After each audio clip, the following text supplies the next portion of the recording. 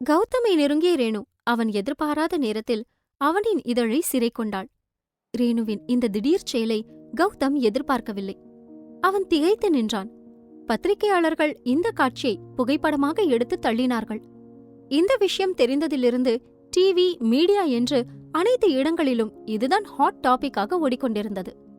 என்னதான் பத்திரிகையாளர்களின் முன்னால் கௌதமுக்கு ரேணு முத்தமிட்டாலும் உள்ளுக்குள் பயம் இருக்கத்தான் செய்தது. அவன் என்ன நினைப்பானோ என தவித்து போனாள்.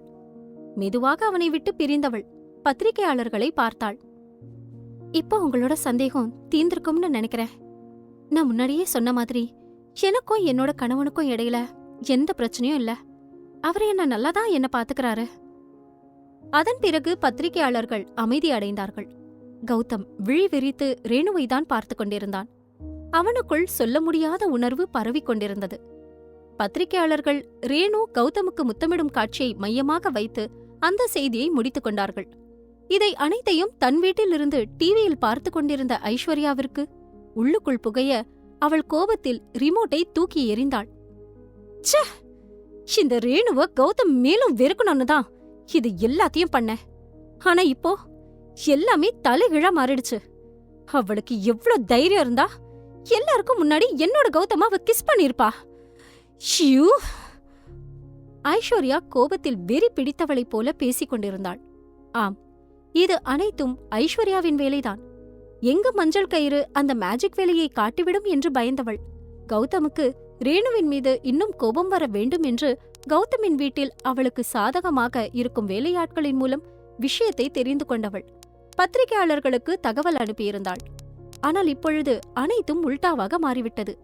உடனே கோபமாக கௌதமுக்கு போன் போட்டாள். சொல்லு ஐஷு. நான் விஷயத்தை கேள்விப்பட்டேன். ஆனா நீ எப்படி அவளை உன்னை கிஸ் பண்ண விட்ட? ஐஷு, நான் இப்ப எதையும் பேசுற நிலைமையில இல்ல. நான் உன்கிட்ட அப்புறமா பேசுறேன். பாய். அவளின் பதிலை கூட எதிர்பார்க்காமல் காலை கட் செய்து விட்டான். கௌதமின் மனதில் பல விஷயங்கள் ஓடின.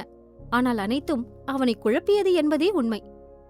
அன்றைய இரவு கௌதம் அவனுடைய அறைக்கு வந்துவிட்டான். ஆனால் இன்னும் ரேணு வரவில்லை. சொல்லப்போனால் அறைக்குள் செல்ல அவளுக்கு தைரியமே இல்லை. இல்ல ரேணு, இங்கே படுத்து தூங்கிடுறீ. நேத்து வாங்கின அறைய இன்னும் தாங்க முடியல. இன்னைக்கு நீ பண்ண காரியத்துக்கு கண்டிப்பா கௌதம் உன்ன சும்மா விடமாட்டான். உனக்கு அவ்வளவு தைரியமா ரேணு? எல்லாரும் முன்னாடியும் அவனை கிஸ் பண்ணிருக்க. கௌதம் உன்னை அடிச்சு கொன்னாலும் அது ஆச்சரியப்படுறதுக்கு இல்ல என்று மூளை அவளை திட்டினாலும் மனமோ, ஆனா அதுக்கு நான் என்ன பண்ண முடியும்? இந்த விஷயத்தை யார் பிரஸ் கிட்ட சொன்னா? நான் கௌதம காப்பாத்ததானே அப்படி பண்ணேன். அவள் தனக்குத்தானே பேசிக் கொண்டிருந்தாள். அறைக்கு வந்த கௌதம் நீண்ட நேரமாக காலையிலிருந்து நடந்த அனைத்தையும் யோசித்துக் கொண்டு இருந்தான். உண்மையை சொல்ல வேண்டும் என்றால் அவன் ரேணுவிற்காகத்தான் அறையில் காத்திருந்தான். என்ன பண்றது ரேணு? கௌதம் இப்போ என்ன மனநிலைமையில இருக்காருன்னு தெரியலையே. அவள் கிச்சனில் இருந்தபடி புலம்பிக் கொண்டு நின்றாள். இன்னும் இங்க என்ன பண்ற? கணீர் என்று ஒரு குரல் ஒலித்தது. அதில் திடுக்கிட்டு போய் திரும்பி பார்த்தாள். வேறு யாரும் இல்லை, கௌதம் தான். அவனை பார்த்தவுடன் குப் என்று வியர்த்துவிட்டது.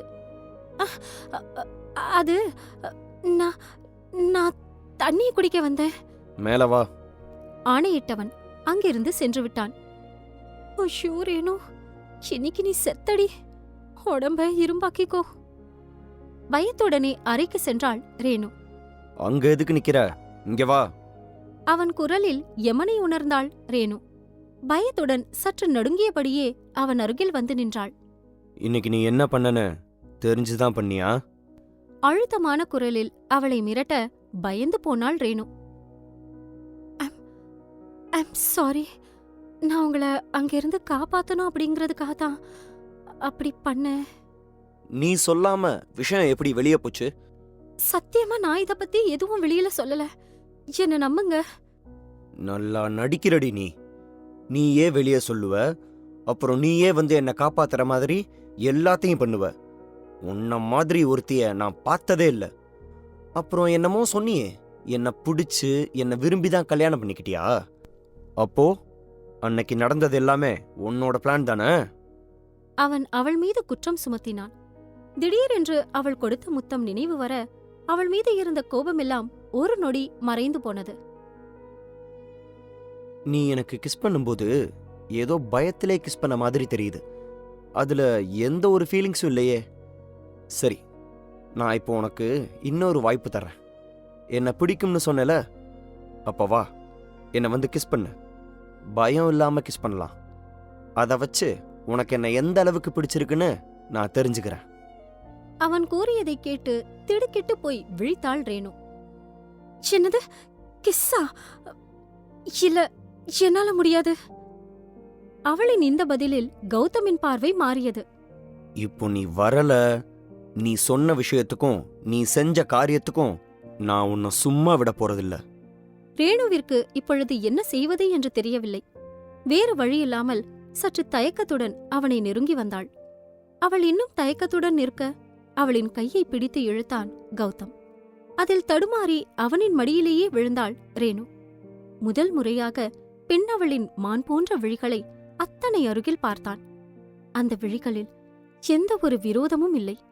படபடக்கும் அழகிய விழிகள். அவளின் விழிகளில் பதிந்திருந்த அவனின் பார்வை சற்று கீழிறங்கி மெல்லிய இதழில் படிந்தது. அவன் எங்கு பார்க்கிறான் என்று உணர்ந்தவள் உதட்டை கடித்து மெதுவாய் விடுவிக்க சிறிது உமிழ்நீரில் நனைந்து பளபளக்கும் இதழ்கள் அவனை தன்னிலை இழக்க வைத்தது. அந்த மெல்லிய இதழை சுவைக்க வேண்டும் என்கிற ஆசை எழுந்தது. இவள் யார்? இவள் தனக்கு என்ன செய்தாள்?